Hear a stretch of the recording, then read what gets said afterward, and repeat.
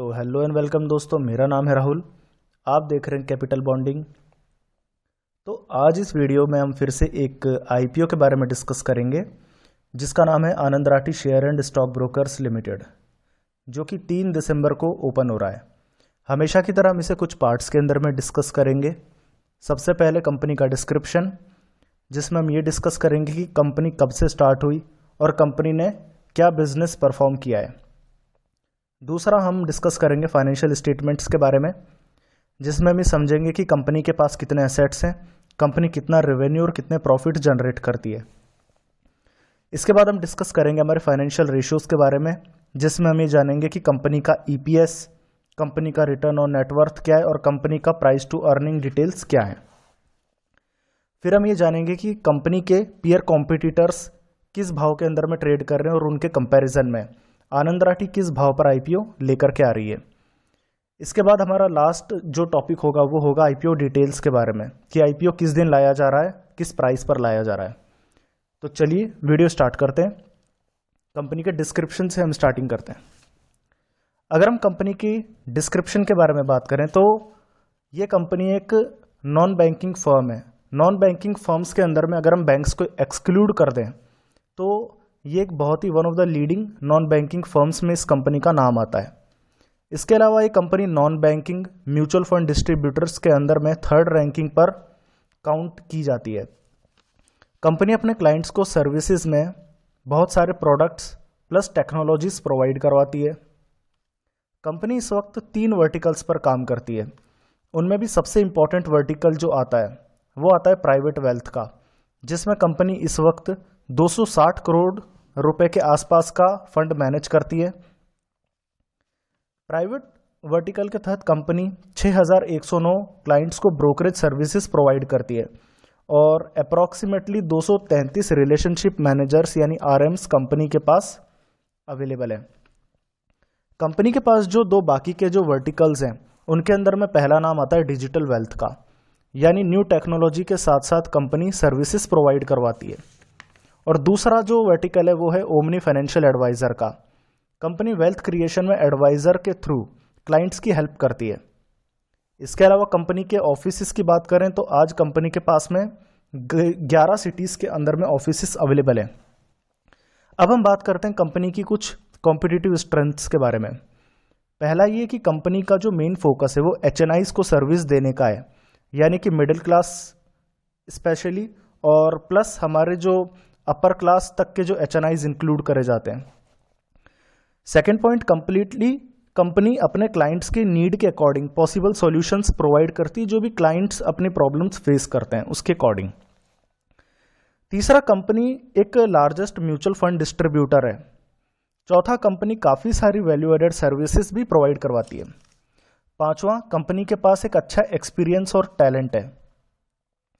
छठा, last, company marketing के लिए कई तरीकों को अभी इस वक्त यूज करती है, अपने कई पोर्टल्स के थ्रू अपने एडवर्टाइजमेंट्स वगैरह क्रिएट करती है। कंपनी के प्रमोटर्स की अगर हम बात करें तो कंपनी के प्रमोटर्स में जो मुख्य नाम है वो है मिस्टर आनंद राठी और मिस्टर प्रदीप गुप्ता, जो कि कंपनी के प्रमोटर्स होने वाले हैं। अगर हम कंपनी के कुछ फाइनेंशियल स्टेटमेंट्स को देखें तो यहाँ पर हमारे टोटल असेट्स, टोटल सेल्स यानी रेवेन्यू और हमारे प्रॉफिट्स हमें नजर आएंगे। 2019 31 मार्च को 230 करोड़ रुपए के कंपनी के पास में टोटल असेट्स थे, जिनमें कंपनी ने 284 करोड़ का रेवेन्यू या सेल्स जनरेट करा और 58 करोड़ रुपए के मुनाफे के साथ। 31 मार्च 2020 को कंपनी ने 409 करोड़ रुपए के असेट्स के साथ 336 करोड़ रुपए की सेल जनरेट करी 61 करोड़ रुपए के मुनाफे के साथ। 31 मार्च 2021 को कंपनी ने 350 करोड़ रुपए के टोटल असेट जनरेट करे 280 करोड़ रुपए के टोटल सेल्स के साथ, और उसमें कंपनी ने 45 करोड़ रुपए का मुनाफा क्रिएट किया था। 31 अगस्त 2021 को कंपनी ने 402 करोड़ रुपए के टोटल असेट जनरेट करे 169 करोड़ रुपए के टोटल रेवेन्यू के साथ और 51 करोड़ रुपए के मुनाफे के साथ। तो कंपनी कंटिन्यूसली जो है प्रॉफिट्स क्रिएट कर रही है, जैसा कि हम डेटा में देख सकते हैं।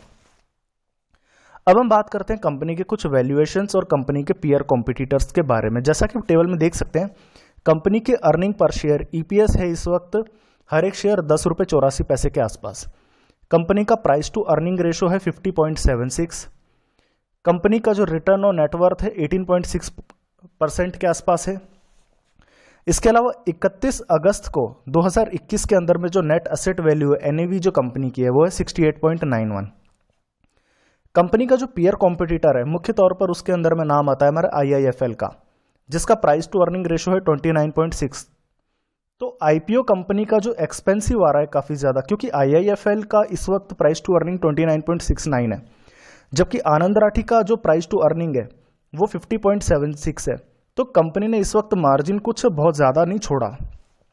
अगर हम कंपनी की कुछ शेयर होल्डिंग डिटेल्स के बारे में ऑब्जर्वेशन ले तो कंपनी शेयर होल्डिंग लाने से पहले अप्रॉक्सीमेटली कंपनी के पास जो होल्डिंग रह जाएगी वो रह जाएगी 74.73% के आसपास, और शेयर होल्डिंग लाने के बाद में, पब्लिक इशू लाने के बाद में 48.82% की होल्डिंग रहेगी। अब हम जानते हैं कंपनी के कुछ IPO की डिटेल्स के बारे में। कंपनी का IPO ओपन हो रहा है 2 दिसंबर को, IPO क्लोज हो रहा है हमारे 6 दिसंबर को। अलॉटमेंट जब होगा वो तारीख होगी हमारी 9 दिसंबर। अगर अलॉटमेंट नहीं मिलता शेयर होल्डर्स को तो जो रिफंड इनिशिएट होगा वो होगा 10 दिसंबर को। डीमेट अकाउंट में शेयर्स जो क्रेडिट होंगे वो होंगे 13 दिसंबर को।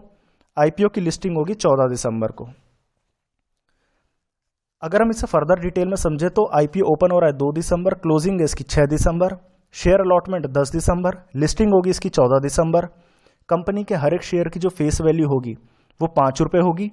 कंपनी का जो इशू प्राइस है यानी कि जो प्राइस बैंड है वो 530 रुपये से लेकर 550 होगी, पर जैसा कि हम सभी जानते हैं कि हमें कट ऑफ प्राइस यानी कि मैक्सिमम प्राइस जो कि 550 रुपये पर ही बिड करना चाहिए। कंपनी का जो मार्केट लॉट होगा, मिनिमम शेयर्स हर लॉट के अंदर में 27 शेयर्स होंगे जिनकी अमाउंट होगी 14,850 रुपये। कंपनी की जो लिस्टिंग होगी वो NSE और BSE दोनों प्लेटफॉर्म्स पर होगी। जो कंपनी के लीड मैनेजर है आनंद राठी सिक्योरिटीज लिमिटेड है, BNP पारिवास है, इक्विरास कैपिटल प्राइवेट लिमिटेड और IIFL सिक्योरिटीज है।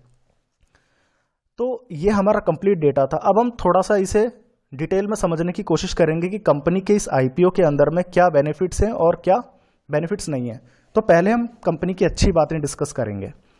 कंपनी इस वक्त one of the leading non banking mutual fund distributor है, जो अपने आप में कंपनी के लिए एक सबसे बड़ा प्लस पॉइंट है। दूसरा, company Q-on-Q continuously profit generate कर रही है मार्केट्स के अंदर में। तीसरा, आनंद राठी का इस वक्त IPO जो आ रहा है वो ऐसे भाव पर आ रहा है कि एंकर इन्वेस्टर्स के थ्रू इसके अंदर में जो ग्रॉस मार्केट प्रीमियम है, जो ग्रे मार्केट प्रीमियम है, वो काफी अच्छे भाव पे ट्रेड कर रहा है, अप्रॉक्सीमेटली 24% के प्रीमियम के साथ। और चौथी सबसे बड़ी बात ये है कि ये ब्रोकरेज फर्म है, और आने वाले टाइम में क्योंकि स्टॉक मार्केट के अंदर में क्लाइंट्स, ट्रेडर्स, इन्वेस्टर्स थोड़े से बढ़ने ही वाले हैं, तो जिस तरीके से स्टॉक मार्केट की तरफ लोगों का रुख हो रहा है उसकी वजह से एक ब्रोकरेज फर्म अपने आप में एक बेहतरीन कंपनी बनकर के सामने आ जाती है। तो कंपनी के ये कुछ प्लस पॉइंट्स हैं जिनकी वजह से कंपनी के अंदर में अप्लाई करना चाहिए। अगर हम बात करें कंपनी के कुछ डिसएडवांटेजेस की, जो कंपनी के लिए इस वक्त बुरी बात है, तो ज्यादातर कंपनीज इन दिनों के अंदर में एक ही डिसएडवांटेज के साथ में अपना पब्लिक इशू लेकर के आ रही है, और वो है offer for sale. Company approximately issue price जो लेकर के आ रही है वो 600 करोड़ रुपए के आसपास का है, और कंपनी 100% फंड अपने ऑफर फॉर सेल के थ्रू ही क्रिएट कर रही है, यानी कि कंपनी के जो प्रमोटर्स है वो अपनी इक्विटी को मार्केट के अंदर में डाइल्यूट कर रहे हैं, और उसी के थ्रू फंड रेजिंग ये चल रही है, जो हमारे लिए एक अच्छा ट्रीटमेंट नहीं है। यही एक कंपनी के अंदर में डिसएडवांटेज है। बाकी जो प्लस पॉइंट्स है वो कंपनी के अंदर में बहुत ज़्यादा है। मैं फिर से रिपीट कर देता हूँ कंपनी के प्लस पॉइंट्स, जैसे कि company non banking mutual fund के अंदर में बेहतरीन डिस्ट्रीब्यूटर है, कंपनी कंटिन्यूसली प्रॉफिट जनरेट कर रही है, कंपनी ऐसे बिजनेस के अंदर में जो भविष्य में ग्रो होने वाला है। इसके अलावा कंपनी का ग्रॉस मार्केट प्रीमियम 24% है, जो कि बेहतरीन है। तो ये मेरी पर्सनल ओपिनियन है कि इस कंपनी का जो IPO आने वाला है वो बेहतरीन आने वाला है, और 20 से लेकर 25% ऊपर के प्राइस पर ये कंपनी शायद लिस्ट हो सकती है। तो इसके अंदर में हमारा जो ओपिनियन है वो यही है कि हम इसके अंदर में अप्लाई करने वाले हैं। तो ये थी हमारे आज के IPO को लेकर के कुछ डिस्कशन। अब जो नेक्स्ट IPOs आएंगे उसके लिए हम थोड़े वीडियोस अपलोड करेंगे। धन्यवाद।